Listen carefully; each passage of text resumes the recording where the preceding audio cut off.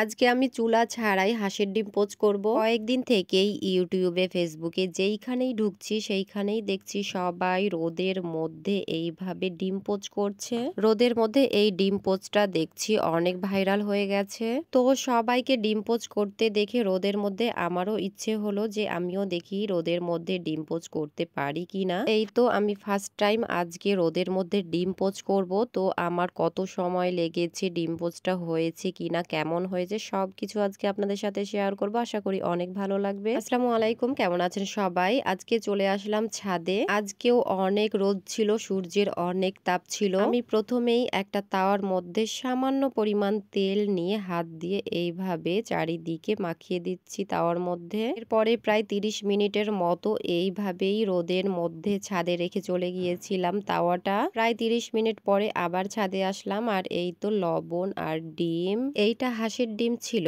আমি ভাবলাম সবাই তো মুরগির ডিম পোচ করছে, আমি হাঁসের ডিম পোচ করে দেখি হয় কিনা।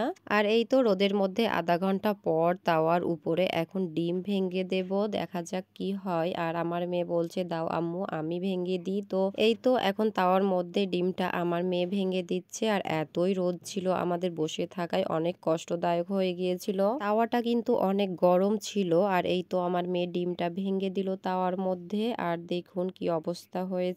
এখন আমি ডিমের মধ্যে পরিমাণ মতো লবণ দিয়ে বেশ কিছুক্ষণ ছাদের মধ্যে রোদের মধ্যে বসেছিলাম আমরা। আর এই তো 5 থেকে 10 মিনিট পর খেয়াল করছি কুসুমটা যেন কেমন একটু চেঞ্জ হয়ে আসছে। কুসুমের উপরে যে লবণগুলো দিয়েছিলাম সেই লবণগুলো গলতে শুরু করেছে আর একটু শক্ত শক্ত হয়ে আসছে কুসুমটা। এরপরে আর কোনো চেঞ্জ দেখতে পাইনি ডিমের মধ্যে, এই জন্য আমরা নিচে চলে যাচ্ছি ছাদ থেকে। আসলে অনেক রোদ আর এত রোদে বসে থাকা সম্ভবই না, এই জন্য এখন তাওয়ার পাশেই খুন্তিটা রেখে আমরা নিচে চলে যাচ্ছি। আর আমার মেয়ে ডিম পোচকে বাই করে দিল।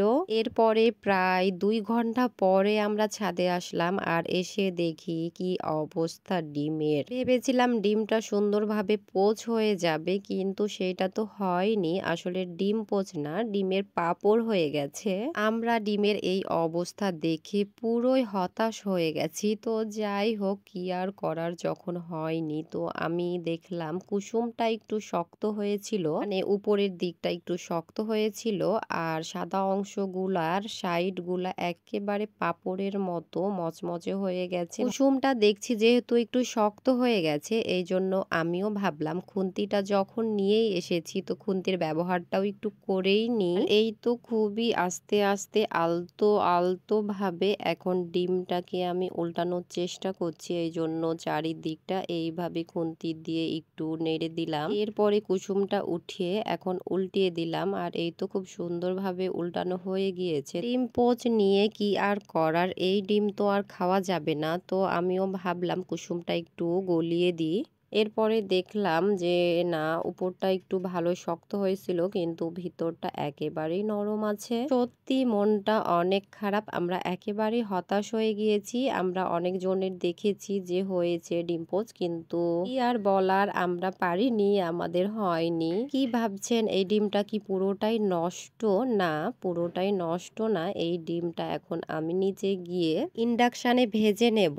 আসলে আমরা তো বাঙালি আর বাঙালিরা সহজেই কিছু নষ্ট করতে চাই না, আর আমিও নষ্ট করব না। এই তো এখন সবকিছু নিয়ে আবারও নিচে চলে আসলাম আর ইন্ডাকশানে এখন ডিমটা খুব ভালোভাবে ভেজে নেব। তেল যেহেতু একেবারেই সামান্য দিয়েছিলাম, এই জন্য আর একটু তেল দিয়ে এখন ডিমটাকে আমি ভেজে নেব। তো যাই হোক, এই তো ছিল আমার ডিম পোচ না ডিমের পাপড় বানানোর পুরো রেসিপি সূর্যের তাপে, মানে রোদের মধ্যে। তো কেমন লেগেছে আমার মজাদার ডিমের পাপড়ের রেসিপিটা অবশ্যই আপনারা জানাবেন। ভালো লাগলে অবশ্যই একটা লাইক, কমেন্ট ও শেয়ার করে দেবেন। ধন্যবাদ সবাইকে, আল্লাহ হাফেজ।